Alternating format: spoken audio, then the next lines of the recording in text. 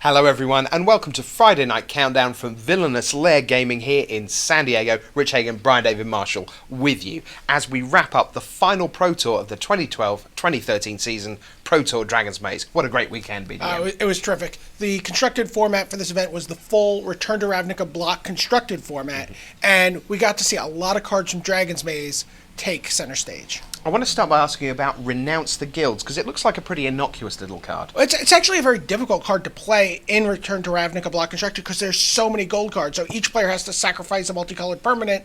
Well, it's difficult when you have multicolored permanents also, but we did see an Azorius control deck that was able to take full advantage of it. A huge creature up next. Talk to me about Sire of Insanity. Sire of Insanity would be good just as a huge creature, but when both players have to discard their hands, it renders Sphinx's Revelation almost useless. So that was a big deal. Here's another big deal. Blood Baron of Vizkopa. Well, we heard a lot of players likening this to Baneslayer Angel, a card that Brian Kibler once famously won a Pro Tour with. And I think that tells you a lot about this card, a card that all the red decks were terrified of this weekend. Sometimes cards that look like they're good are just good, and everyone knew coming in that Advent of the Worm was just good. Yeah, I mean, this is an instant speed 5/5 trampler. Craig Wesco won the Pro Tour playing this card in his deck, and if you watch that final game where he secured the victory, you really get an idea of how powerful this card really is. Probably a bit less obvious was a 6-mana card, Deadbridge Chant. What was that about? Yeah, Rob Castellan is a level 2 judge who was playing in his first Pro Tour, and all these super teams that were at this event, hammering away at the format. It was Rob who found this card, Deadbridge Chant, which can let you put a creature into play from your graveyard for free, or draw an extra card from your graveyard each turn. Just a tremendous card. I'm really excited to see what this card is going to be in the future.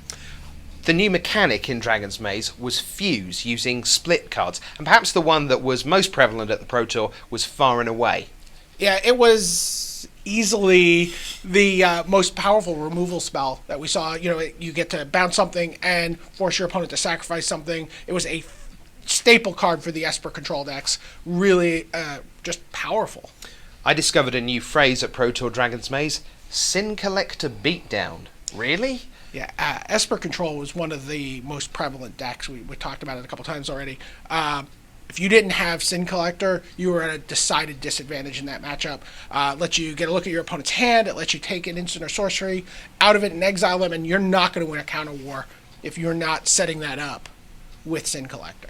The first part of Legion's initiative is pretty straightforward, but the second part, BDM, what's all that text about? Yeah, there's a big block of text there, but that text is an almost unprecedented ability for a weenie beatdown deck like the Boros Splits deck that we saw in the top 8.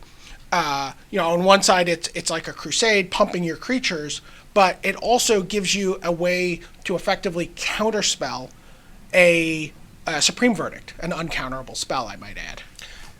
Did you see coming into the event just how good Ætherling was going to be? So anytime a card ends in ling, you have to think it's going to be good. But Ætherling was so good that it might even be better than the original Morphling that it's inspired by.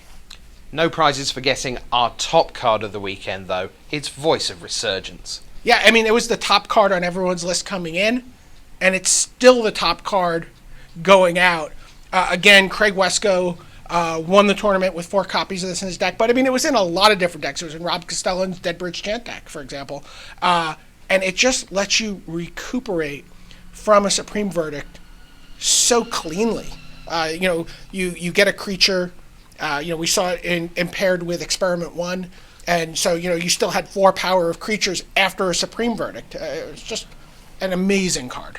So those are some of the best cards coming out of Dragon's Maze, but what did the pros actually do with them? Well, let's check out what the best in the business did in our deck text feature. Pro Tour Dragon's Maze champion Craig Wesco found the perfect guild to support his white weenie strategy in Selesnya. Voice of Resurgence and Advent of the Worm were both powerful counterpunches to Supreme Verdict, which was at the heart of the control-dominated field.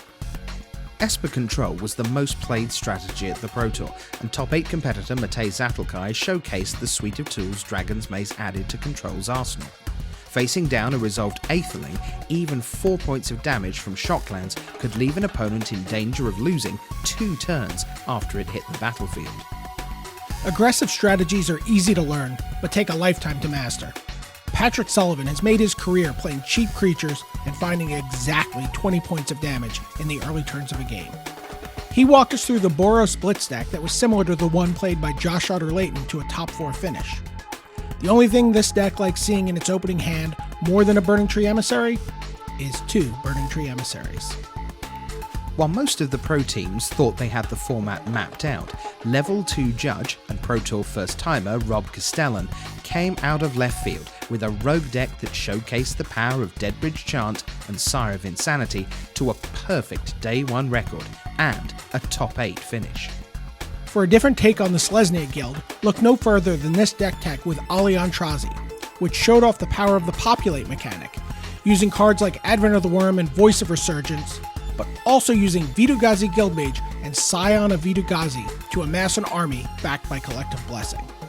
Chris Fennell took an aggressive approach to the format, taking the best creatures from both the Boros and Selesnya guilds and putting them on display in San Diego Zoo. He also had powerful openings with Burning Tree Emissary, as well as the ability to combat control decks with Domri Raid and Voice of Resurgence. We always knew we would reach Maze's End in San Diego, but we did not know it would be this literal.